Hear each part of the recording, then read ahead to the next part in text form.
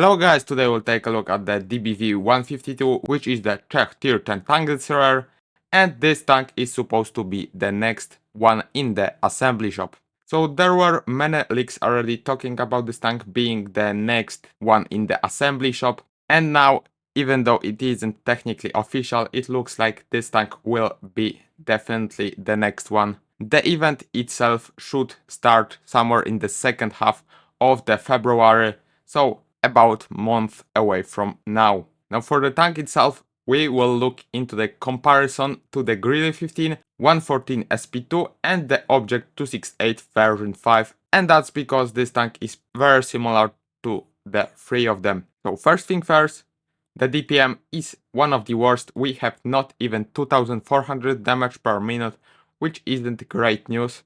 The penetration for tank destroyer is also pretty bad because we have only 275mm on standard shells, which isn't that terrible. Although on gold shells we have only 325mm of penetration, which is absolutely horrible. The HEs are not special as well, only 76mm of penetration and 980 damage. The next thing being the damage is pretty okay. We deal 770 damage, which is more than all of those tanks, although the reload time is over 19 seconds. The caliber of the gun is 152mm, which is great compared to the Grille because with this we can overmatch 50mm of armor, and the shell speed is 1160 meters per second, which is alright. With the new perk you may even go up to 1300. We have 35 shells, which is more than enough. The gun handling is much worse than the Grille's, with 0.3 seconds slower aiming time.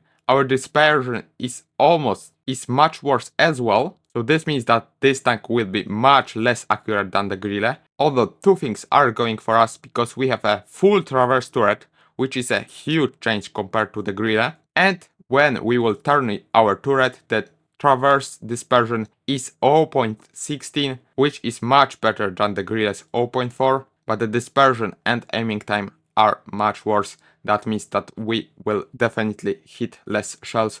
Compared to the 114, we stand a bit worse as well, because although we have a bit faster aiming time, our dispersion and stabilization are much worse. Now this tank's mobility, although we go 10 kilometers less than the Grille, is pretty great because we have the best power to weight ratio out of all of these tanks, and what is very important, we have great terrain resistance. So compared to all of the other tanks, if you play them, you may know that they aren't going as fast as the top forward speed is saying they should, and this is the reason why they have terrible, and with the DBV you have a great terrain resistance, which means you will go 50 km an hour almost on any terrain. The turret traverse speed is terrible because it is not even 17 degrees a second. All of the other tanks have much faster turret rotation. The tank rotation is alright because it's 31 degrees a second, much faster than the Grille and the same as the 114.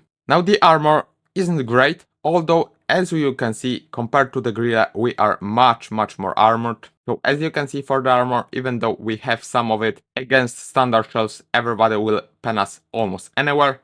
Although against HEs, they won't be able to do that, so this is great. We are not like the Grille, we will not take so much HE damage. Although some tanks with high HE penetration or from the side will be able to pen us. The health is 1800 hit points, same as the Grille's, and a bit less than the 114 and the Object. And the last great thing about this tank is the camo rating. We have 18.5 base camo percentage, which is miles ahead of Grille and much better than both the Object and 114.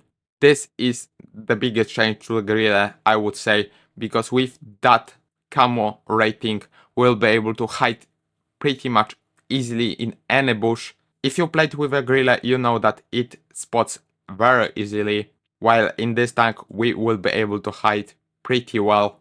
If you boost it, you can easily go up to 50% of camo rating, which is absolutely great and necessary in the sniper tank destroyer.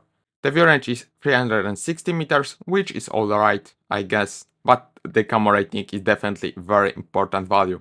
Even though on the first look this tank doesn't look so great, we don't have that much DPM, our penetration is pretty bad, especially on the gold shells. The dispersion values for a sniper tank aren't the greatest. I think that this tank will be a pretty nice tank destroyer. That is because we have great mobility, we have some armor to bounce the HE shells, and very important, we have a turret, so now you can just stand backwards and snipe like that. You will be able to retreat very easily. So all of those things combined make this tank pretty okay, I would say. The mobility is pretty nice as well. But again, we will have to see how this tank performs in the battle. I think that this tank may be pretty great, but again, we will have to just see. So one more news for today, and this is about an action which is supposed to start in January 22nd. We don't know much more about it.